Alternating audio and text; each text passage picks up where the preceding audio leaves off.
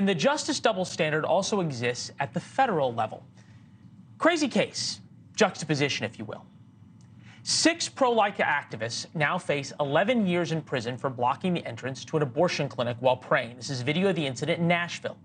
And to be fair, they appear to be blocking access to a clinic, and that's illegal.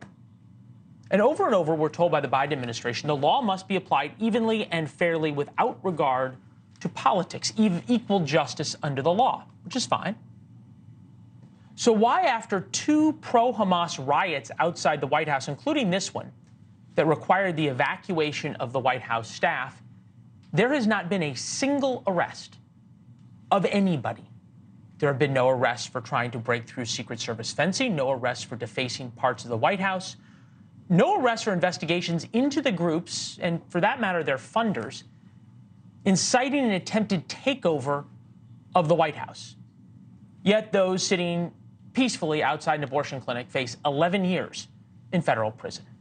Tom Dupree here, former Deputy Assistant Attorney General. It's good to see you. Welcome to the set. Thanks for having me. I think about this not so much in terms of these 2 cases, but in terms of the institution that you love, which is the Justice Department going forward. How, after the election, does the Justice Department, under a Republican president or a Democratic president, regain the trust of the people? Well, I think the first thing they have to do is they have to apply the rule of law fairly and equally. I agree with the principle that the rule of law needs to be neutral. You can't selectively prosecute disfavored groups and let favored groups go. But you see things like that, and that juxtaposition, it tells a powerful story. It tells you where this administration's enforcement priorities are. And although you wish you could draw a different conclusion, it's hard not to draw the conclusion that there are some protesters that they want to target for prosecution and severe punishment, and there are other protesters where they seem much more willing to look the other way. All right. Is there any other explanation for what we laid out as a fact pattern? The only other explanation I can think of is that the abortion protesters, there is a federal law that governs access to abortion clinics. And I suspect what one of my former colleagues at the Justice Department would say is that they violated that law. There's not a similar law that protects the White House. Trying to break into the White House is not... It's not the abortion clinic law, I'll put it that way. But there are laws that protect it, and you could fairly ask, why aren't those laws being enforced? And there I think they would say, we haven't had a chance to make arrests, we don't know who did it, but we're on it. Yeah, well, they'll be on it for a while. Yes. We'll stay tuned.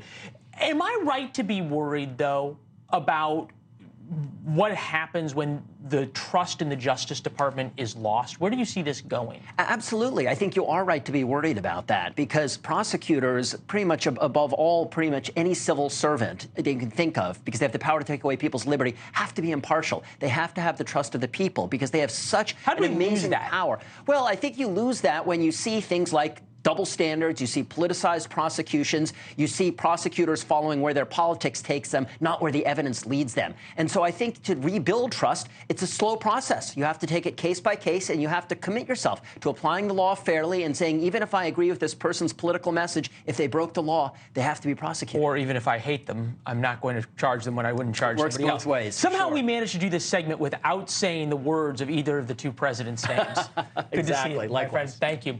Thanks for watching. Go to joinnn.com to find NewsNation on your television provider. And don't forget to click the red subscribe button below to get more of NewsNation's fact-driven, unbiased coverage.